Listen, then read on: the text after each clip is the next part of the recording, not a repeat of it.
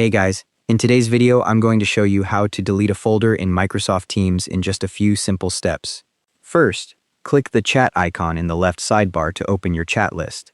The main panel updates to show all your recent conversations. Then click on the chat where the folder or file is located. For this example, I'm selecting Test Meeting 2026.